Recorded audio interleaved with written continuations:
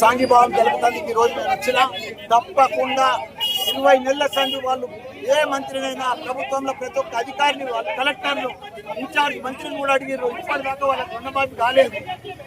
1189 మందికి రుణమాఫీ కాలేదు. ఇక్కడ ఒక్కరికి కూడా రుణమాఫీ కాలేదు. తప్పకుండా వాళ్ళందరూ కూడా రుణమాఫీ. కాంగ్రెస్ వచ్చింది అల్ల కొల్లోలం అయిపోయింది తెలంగాణ అంతా. ఎక్కడ చూడు గత 10 ఏళ్ళు కేసీఆర్ ఎంత ప్రశాంతంగా ఎంత అద్భుతంగా నడిపించిందంటే ప్రభుత్వము రైతులకు కానీ కాలేజీలకు కానీ ప్రతి ఒక్కరికి కూడా ఎక్కడ కూడా ఇబ్బంది రాలేదు. ఈరోజు కాలేజీలంతా బంద్ చేసి రోడ్ల మీదకి వచ్చింది. ఫీజు రియంబర్స్మెంట్ 8,000 కోట్లు ఒక్క రూపాయి ఇస్తలేదు గవర్నమెంట్ వచ్చేసి. కాలేజీలు బంద్ చేస్తే ఎవరికి నష్టం? బీసీ పిల్లలు చదువుతారు, ఎస్సీ పిల్లలు చదువుతారు, మొత్తం స్కాలర్షిప్ మీద ఆ పిల్లలు చదువుతారు. వాళ్ళంతా కాలేజీ బంద్ చేస్తే ఎంత నష్టమవుతుంది అంటే అంత నష్టమవుతుంది. కాబట్టి ఇమీడియట్ గా దయచేసి మన సీఎం గారికి చెప్తున్నా, ఇమీడియట్ గా ఫీజు రియంబర్స్మెంట్ రిలీజ్ చేయాలి. మా గట్కేశ్వర రైతులకు రుణమాఫీ చేయాలి. ఈ రోజే తప్పకుండా సీఎం ను అపాయింట్మెంట్ కోరుతాం. మా రైతులను సీఎం గారిని తీసుకొని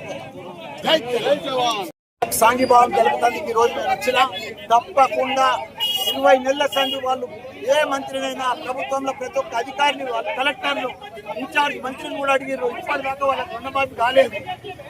1189 మందికి రుణమాఫీ కాలేదు. ఇక్కడ ఒక్కరికి కూడా రుణమాఫీ కాలేదు. తప్పకుండా వాళ్ళందరూ కూడా రుణమాఫీ. కాంగ్రెస్ వచ్చింది అల్ల కొల్లోలం అయిపోయింది తెలంగాణ అంతా. ఎక్కడ చూడు గత 10 ఏళ్ళు కేసీఆర్ ఎంత ప్రశాంతంగా ఎంత అద్భుతంగా నడిపించిందంటే ప్రభుత్వము రైతులకు కానీ కాలేజీలకు కానీ ప్రతి ఒక్కరికి కూడా ఎక్కడ కూడా ఇబ్బంది రాలేదు. ఈరోజు కాలేజీలంతా బంద్ చేసి రోడ్ల మీదకి వచ్చింది. ఫీజు రియంబర్స్మెంట్ 8,000 కోట్లు ఒక్క రూపాయి ఇస్తలేదు గవర్నమెంట్ వచ్చేసి. కాలేజీలు బంద్ చేస్తే ఎవరికి నష్టం?